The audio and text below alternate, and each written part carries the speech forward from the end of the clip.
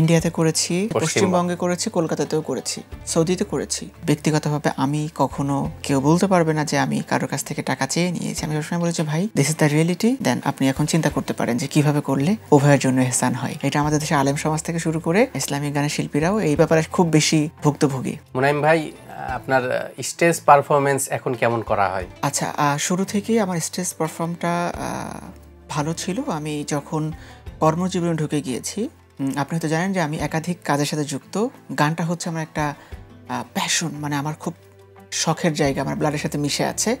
তো এইখানে প্রত্যেকটা স্টেজ শোতে আমি অ্যাটেন্ড করতে পারি না, আমার অনেক ব্যস্ততা থাকে এই কারণে। বাট আমার যে ইচ্ছা করে না, অনেকেই চাই, অনেকভাবে রিকোয়েস্ট আসে। আচ্ছা, বাট আমাকে এই জায়গাটা খুব বেছে বেছে যেতে হয়, আমার সুযোগ বুঝে আর কি।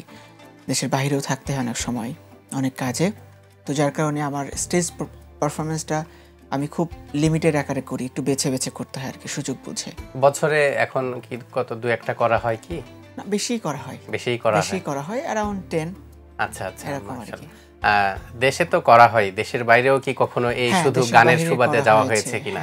কোথায় কোথায় যাওয়া হয়েছে? মালয়েশিয়াতে করেছি, তারপরে হচ্ছে আমি ইন্ডিয়াতে করেছি, মানে ইন্ডিয়াতে বেশ কয়েকটা করেছি, পশ্চিমবঙ্গে করেছি, কলকাতাতেও করেছি।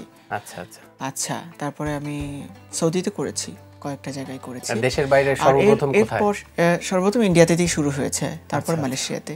বিদেশে যে পারফরমেন্স গুলো করেছেন, এখানে আপনার সম্মানীটা কেমন ছিল বলার সুযোগ আছে? সম্মানীটা তো আসলে এটা চাওয়া পাওয়ার ব্যাপার না, বাট আয়োজক যারা থাকে তারা খুবই ম্যাচিওর এবং বিবেকবান মানুষ, তারা ওভাবে এটা সেট করেন। আর ব্যক্তিগতভাবে আমি কখনো কেউ বলতে পারবে না যে আমি কারোর কাছ থেকে টাকা চেয়ে নিয়েছি। আমি সবসময় বলেছি ভাই দিস ইজ দ্য রিয়েলিটি, দেন আপনি এখন চিন্তা করতে পারেন যে কিভাবে করলে উভয়ের জন্য এহসান হয়।